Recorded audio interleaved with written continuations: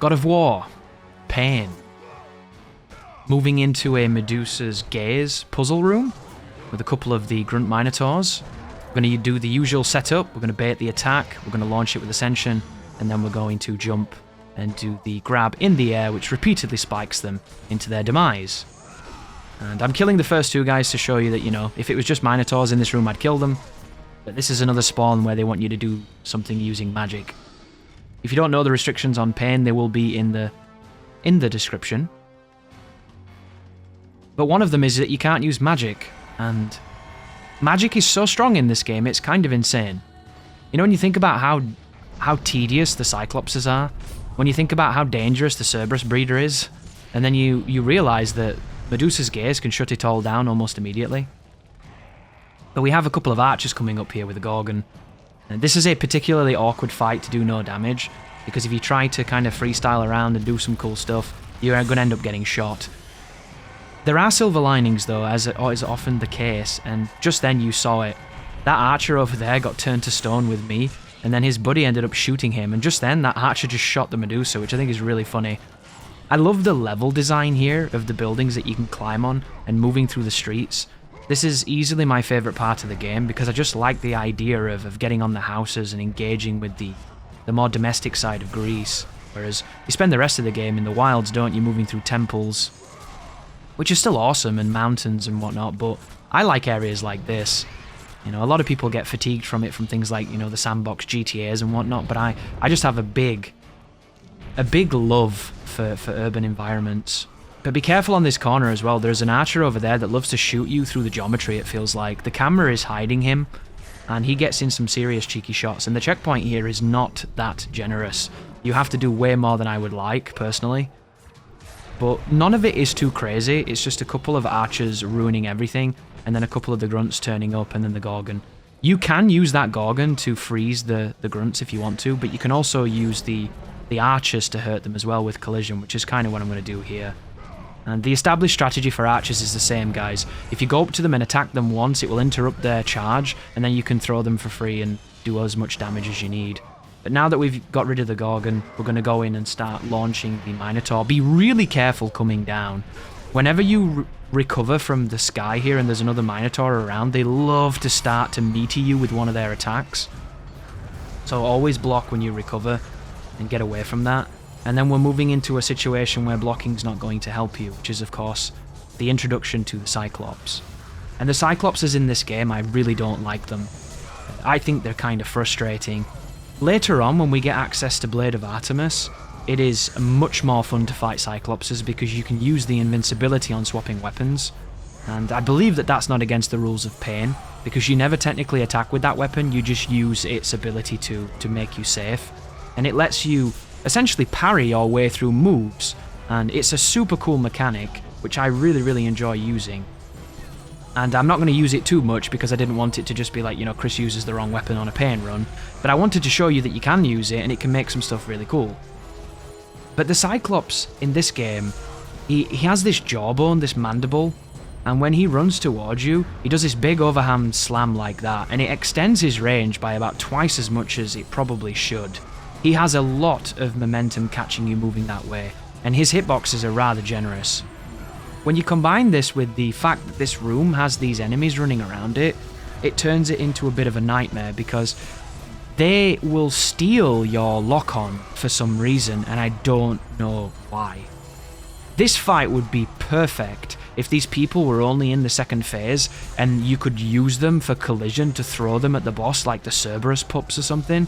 If you could grab these people and toss them at the Cyclopses, I think it would just be so much more fun, but you can't, and instead, they're a free heal. They are an infinite heal that continue to spawn, but of course we're not using heals, it's a challenge run. So all they do is get in the way of the fight because Kratos keeps locking onto the pedestrians instead of the Cyclops. And the Cyclopses have a nuclear amount of HP, and as you witnessed just then, sometimes when you try to grab a Cyclops, you get this awful fucking grab detection that can lead to you getting your ass beat. And it's happened to me on Sand Kings, it's happened to me a dozen times. Sometimes it's my fault, sometimes the game just doesn't fucking work and it gets me really salty because I do not like fighting Cyclopses. But the idea, for anybody that doesn't know God of War challenge running, is that you can completely control this monster by stunning him and flinching him with the enders of any of the moves that have a specific, like the Prometheus ender. So you can use Plume of Prometheus, square, square, triangle, as I'm doing here. You can use the Spirit of Hercules to end with the big plume that people call the Mega Plume. And you can do a combination. Look at this. You can do a combination of the two if you want to. It's entirely up to you. You don't have to use these moves at all if you don't want to. You could just use the square moves and then iframe through his slams. But iframing his slams is quite difficult. And then the thing that really sets this monster apart in this game, as opposed to perhaps in something like Chains of Olympus, is that when you stun him and he gets the prompt above his head, when he recovers, he goes into this kind of aggressive berserker mode where he charges at you and he wants to do something. So he runs at full speed, you cannot make him flinch, you can't interrupt him until he does an action, and then he loses this property. So he'll run up to you and sometimes he'll just whack, or sometimes he'll scream. And you don't really know what he's going to do, but what you do know is that when you stun him, you have to be really careful because they turn the rules of this monster off for a small window. And I don't know exactly how it works, but I know that you want to respect them far more than I'd like to. Because camera manipulation on Cyclopses is really important. And of course, keeping them flinched is really important. So the strategy you want to do is to group them both up, keep them off camera, and then repeatedly stun them with the Spirit of Hercules. Sadly, doing this is of course much more difficult because of all the factors I've just mentioned. This interesting armor that they get when they run forward in those moments when they get pissed off. The fact that the pedestrians are stealing my enders, you know, and the fact that this room is quite big, but it's not as big as you think when you've got Cyclopses with so much range. And then the checkpoint is shit. So if you fuck up, you have to kill the first Cyclops every time to get to the real fight, which is this one. And personally, I would have preferred if there was like 2 piazzas and stairs between them, and on the first one, you fought one Cyclops to be introduced to him, and then you could maybe run back and save, and then you go all the way back up to the top, and then you fight 2. I think that would have been a much more elegant way of doing it for my sanity, but I appreciate that this is essentially a God of War trope. In God of War, they like to introduce a monster, and then you go, wow, that monster was epic, and then they make you fight 2 of them to show you that this game is going to up the ante and increase those stakes and exceed your expectations. And at the time when you play casually, it's really fun and it's really cool, but when you're doing a challenge run, it's just tedious as fuck, especially when this monster has no real elegant solution. Like, some enemies in this game, I can come up with some cool things that you might not have seen before. Some enemies, you know, you can do all kinds of crazy setups and fun juggles and throw loops and all kinds of ways to just make it interesting to watch. What do you do here to make this interesting to watch? Like, I've watched arguably the best God of War player at the moment, and he's doing what I'm doing, he's just doing it better. You know, like he's doing the thing we've all done since the dawn of God of War. He uses plumes to stun them at the edge of the screen, and he keeps out of the way of their attacks, because that's about as interesting as it gets when you're under these stipulations. And as I mentioned earlier, when you get the Blade of Artemis, you can stand in front of them and parry their moves. And you can wail on them while getting those iframes if you time it correctly and just keep yourself in the pocket, and that's cool as hell, because not only is it skillful, but it's engaging. And I mean, you've obviously got to be careful because they've got some pretty big splashes and some pretty active hitboxes, but if you know your timings and you know what you're doing, you know, you can make them look silly. But right now, it makes me wonder why this enemy has so much HP. And even in Chains of Olympus they had too much HP for me, because I just don't like enemies with tons of life.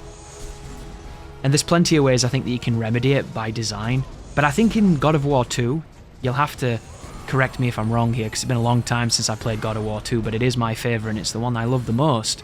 But I think in that game, the enemies don't seem to have this kind of HP when you do the challenge runs, because I challenge ran that game a decent amount back when it first came out, and unless you were playing as, you know, General Kratos, your damage seemed okay. And I feel like it's because, didn't they give you enemies with the Cyclopses to kick at them or to throw at them or to get that collision damage? Or did they maybe just lower their life in general? Because one of the things you notice when you come back to God of War 1 is that the enemies have got a lot of life. Like, some of them are kind of beefy, like the bosses in particular. Some of the bosses are absurd. And even if you're doing a casual run, they still have a lot of life. And it seems to be something that maybe they wanted it to feel more epic than it was, so they made it so that you whacked them a ton. But you really notice that HP threshold. Especially if you come from a game like Ninja Gaiden. Oh, that was weird. This guy's having collision problems. Oh, look, he's doing it. Did you see it? That's when he gets up after he recovers and he chases you. So that guy was on my ass the whole time, and then he did the cheeky roar, and then he went back to just being quite lazy. Which is always unique. But if you come from Ninja Gaiden to a game like this, you're going to hate it. Because in Ninja Gaiden, you hit a boss 4 times and it dies. In this game, you hit a boss 4 times and all you've done is stir its drink. Like, it's just such a different damage profile. And when it comes to fighting, I think I prefer God of War, which might sound insane to some people, but this is one of those games that's really, really special to me. And there's a part of my childhood that always had fun with God of War, whereas Ninja Gaiden, there's parts of that game that really fucking annoyed me. And God of War didn't annoy me like that, so it's always been such a pleasant memory. But of course, objectively, Ninja Gaiden's systems are just more interesting, more complicated, and more intricate.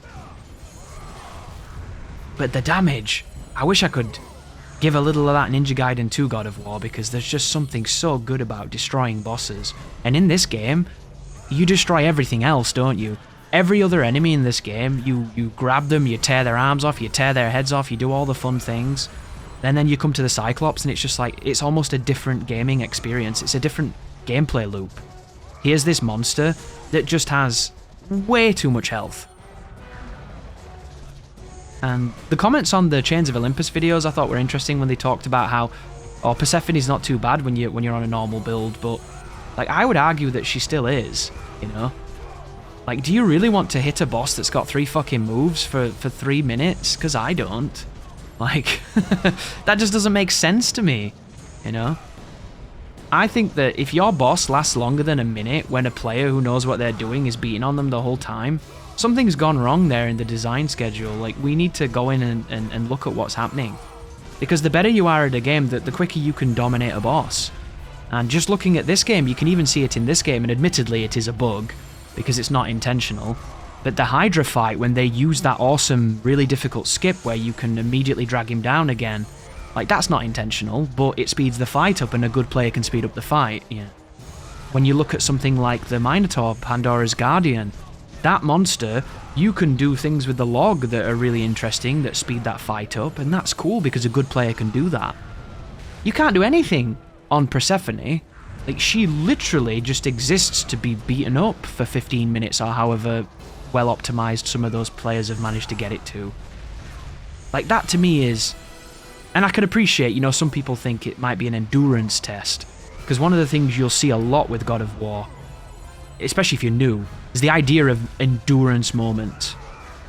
The Loom Chamber, the approach to is it Clothos? I think she's called Lothos. I forget the name of the Sister of Fate, but you know what I mean. The endurance run. That room, everybody knows it. Most famous room in God of War 2 outside of the translator, for obvious reasons. Very difficult, very demanding room. God of War 1, I don't know if it has anything like that I can think of as being like a full, you know, real endurance gauntlet in enemies, but it makes up for it in spades with something like Ares 1. You know, Ares 1 is an incredibly grueling fight if you do it under the right stipulations. Same with even the Minotaur if you do it in the right stipulations. These are magical Legionnaires, by the way, and as they're spawning, I believe you can grab them. You're not supposed to be able to do that because the shield is meant to be broken with a plume, but you can seemingly get a nice cheeky grab as they're coming out of the ground. And again, I didn't know about this until I did it by accident, and at this moment I don't know about it, so instead I'm just going to bounce them a bunch. But you'll get into a situation where sometimes you grab them and they've got the shield and you get confused as to why. I think it's because of that. But be really careful with the Legionnaires. They have this recovery move when they get off the ground where they like to do a spin, and it's super fast until you get used to it. And you'll watch these videos, guys, and you'll be like, you never get hit by it. You seem to know it's coming all the time. And when I was first playing, guys, it hit me so many times that I got it hard programmed in me not to get it. Because it feels like it's not necessarily an input read, I don't think, but it's definitely a punishment for being too aggressive. Because if you're constantly beating them down and knocking them down, they recover all the time with it. And you get real sharp at recovering and stopping it, because if you don't, you just get hit. And then, of course, we've got a couple of Gorgons here, which I really like fighting Gorgons in this game, because their HP is a modest amount, and you know that once you launch them, you've practically killed them. So you'll see me always run up to Gorgons and get into a bit of a slugfest with them, because it's just super fun to do. On the topic of endurance, God of War 3 had the Pandora's Gauntlet in it, which is one of those that became quite famous for a lot of players. Although I don't think it's quite as hard as the one in God of War 2 personally. And then of course you have the Trial of Archimedes in Ascension, which became famous thanks to a journalist. But then when you think of something like Chains of Olympus, I suppose the biggest gauntlets in Chains of Olympus are just the big enemies with lots of life where you have to kill lots of them in one room. And then of course you have Persephone, which is just absurd. You know, it feels like a different beast entirely. And then something like Ghost of Sparta, I honestly couldn't tell you. I know there's a really tricky fight in that with those bloody wraiths, because those wraiths in that game are awful. And I know that there's that Cyclops fight, isn't there, that I think has those wraiths in it as well, which makes those really tedious. And then you have something, I forget the names of them, but there's those, what are those guys called? You know, the ball guys? You know who I'm talking about. Those lightning ball guys, like Hyperions or something. Those fellas that walk around and teleport and then smack you. Like, those guys are a bit demanding because they've got, you know, some interesting hitboxes. But even as far as an endurance fight goes, I think you just fight, is it 2 sets of 2? And that's one of the trickier fights in that game. And then we have the Wraiths, which I love the Wraiths. This enemy is so unique. And it's a very strange enemy too, with multiple ways to deal with them. But the thing that I like about this monster so much is you can do so much with him in between what he does. So he has all these setups he likes to do to the player, and you can shut them down if you know the timing. And then it leads to all kinds of additionally fun moments. But I'm going to use the archers here to deal as much collision as I can. And this corner over here is really good in this fight, because you can keep them off camera and they all like to pacify. We've got a couple of Legionnaires with them too, so be very careful.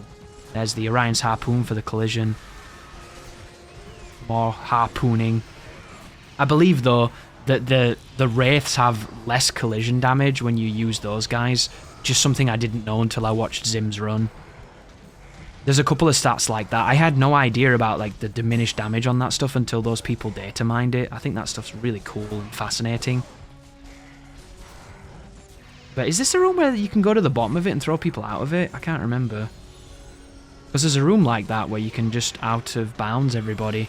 And we're coming up to a fight here, which is one of my favourite fights in the game, this one here. So this fight, there's lots of stuff you can do by exploiting boundaries and attacking them through walls and stuff. And you can even go into that cheeky corner and start attacking them through that wall. But we ain't doing that. We're staying in the middle of this and we're going ham. And this took a lot longer than it should have taken. But it was worth it because I just wanted to have a really aggro fight in the middle of this room with these fellas.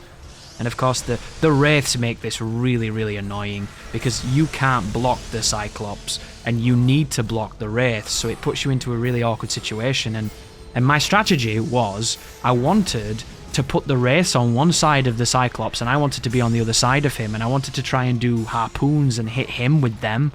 And I had all these plans for super cool fights.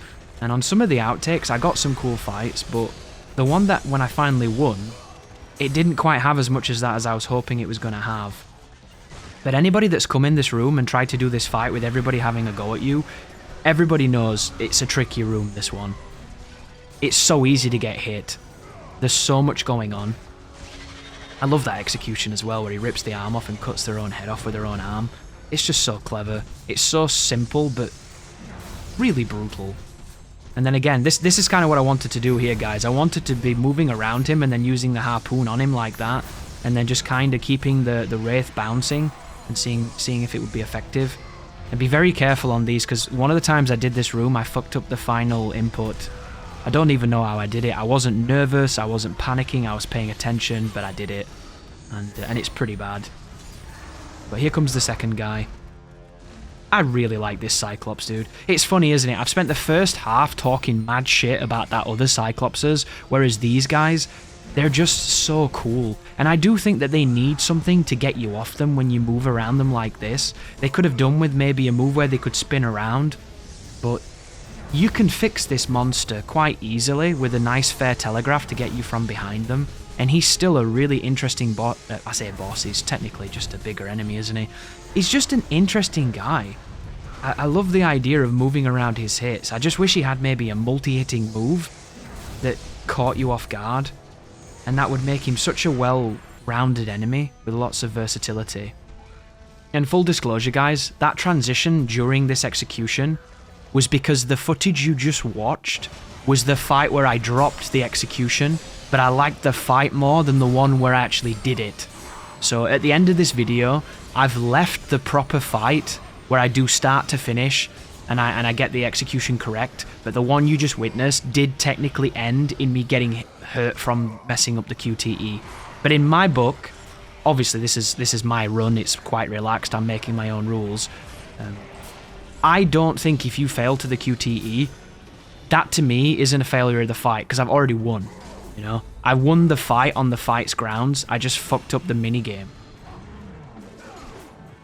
But moving on, anyhow, we've got a bat on a roof.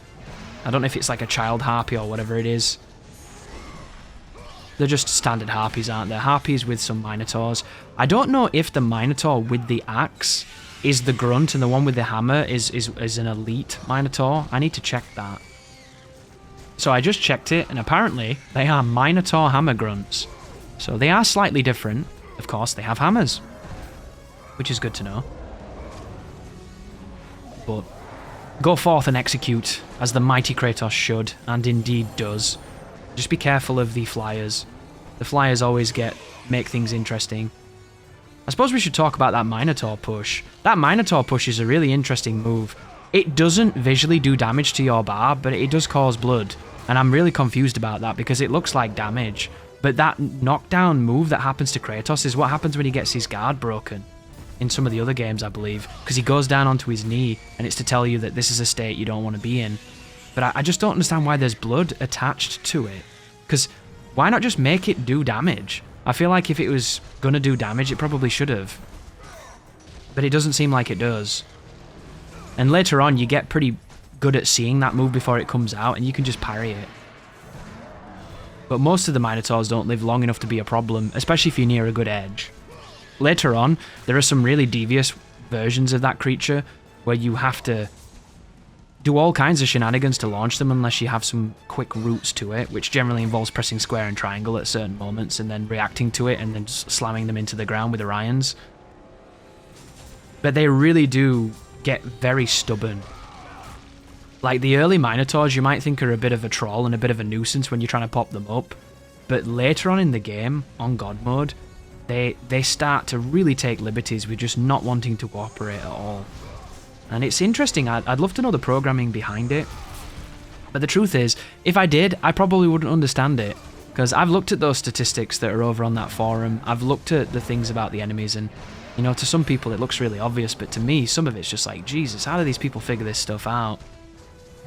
So it probably wouldn't leave me any wiser at all. But what we can tell is that they're a bit of a dick of an enemy. And this is that room I mentioned, guys. So this room here, you can ring these guys out. You can absolutely spike them out of the game, and that's exactly what we're going to do here. You can skip this fight if you want to. You don't even have to do it. You can stand outside the room because they will all de-aggro on the boundary. But if you come over here and you just hold your block in this corner, you wait for your opportunity, you can then prop them up and then stick them down into the abyss. And it just works so well, and it's really fun to do. And I recommend getting comfortable in moments like this in God of War, where you're stood behind your guard waiting for an opportunity, because this is pretty much what this series has always been to me. It's always been this waiting for a moment to strike and being incredibly lethal when you do. And this is an enemy much like in Chains of Olympus, where when they do certain things you can throw them in between their strings.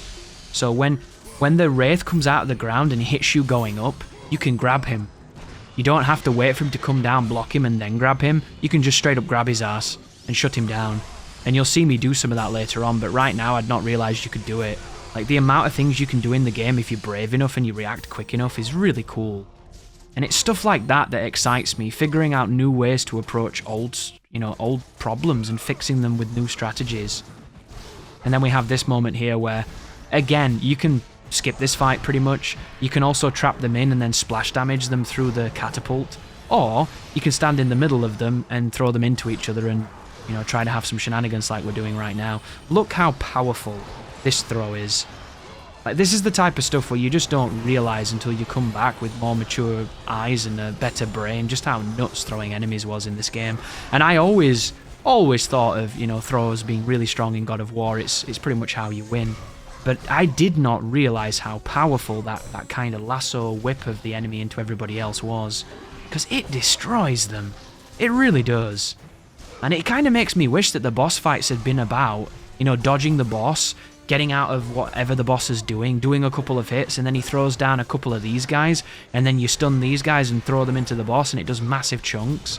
Like, I think they could have really done some interesting stuff with using enemies to kill the boss, because it's all so bloody powerful. And then the only time you really see that is when you come up against the Cerberuses, where you kick the pups at them, and that hurts a lot, but it doesn't hurt to the same extent that throwing those guys does. And then, of course, I believe that this is an unavoidable tutorial moment where you have to use Zeus's Fury. But back into this area with the Wraiths. One thing I've noticed when I watch Zim play too, something I meant to comment on one of his videos and I forgot to do it, was you'll notice he uses the lock-on feature of Zeus's Fury. Every so often he kind of like taps it while he's playing, and you'll see the highlight of the Zeus mode on an enemy. And I've been curious why he does that, because I don't think it gives you any kind of properties as far as cancelling anything. And I don't know if it's one of those habits that some players get where they just like to press something every so often to keep their hands warm. But I believe it's to help Kratos target. I think he does it every so often to make sure that he doesn't, you know, whiff or accidentally hit something he's not aiming for. But I do need to ask him that. Because I see it all the time, I'm like, he did it again. He did it again. He's doing it again. And I'm sitting there being like, he knows something I don't know again. I don't know what it is. But there's something going on. And maybe it's just an old habit. Maybe it's something from a different game that he can't turn off. It happens sometimes, doesn't it? But for all I know, it could be some crazy option select that is quite technical and I'm just blind to it. But that was it just then, I think, guys.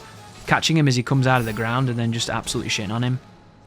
I really like the Wraith. The Wraith is dangerous, it causes all kinds of shenanigans, but it's vulnerable and it can be killed.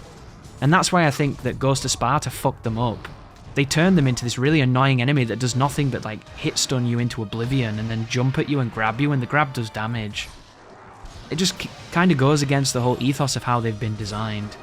Oh wow, that was interesting. We got one of those rare like physics grab counter cancel things. That happens sometimes when you're on certain geometry. It happens in that Tomb of the Architect all the time. And it's really inconvenient because you need those throws, and when they fail like that, they leave you hanging and sometimes you just get your ass beat. But I think this is another one of those fights where you can completely skip it. And I'm not against skipping fights, guys. If there's a fight I don't like or that's got a shitty checkpoint, I'll skip it in a heartbeat. But in this game, when I'm playing it, when I'm coming back to make this video for you guys to enjoy again, I'm coming here to do what you're watching right now. Like, you might watch this video and go, Chris, don't you ever get bored of like spamming grab in the air and using Orion's harpoon to spike them into the ground? No, not a single moment. You know, I've got hundreds of hours on God of War using Plume of Prometheus and spamming grab, and it just never gets old. It doesn't. There's just a primal, brutal innocence and simplicity to it that, to me, it's like slotting a piece of a shape in Tetris into making a line and getting a clear, you know? It's that loop of just exactly what it needed to be, and I adore it for what it is. And, you know, that doesn't mean I can't enjoy the more complex aspects of God of War. Like, some of the combo videos are superb, but my caveman brain likes a good fight. And speaking of a good fight, here is the actual full run, start to finish, no damage, of the Wraiths versus the Armored Cyclops. And I'm going to leave you to it, guys, so thank you for watching. I hope you're enjoying this particular run of an incredibly difficult game, and you take care now.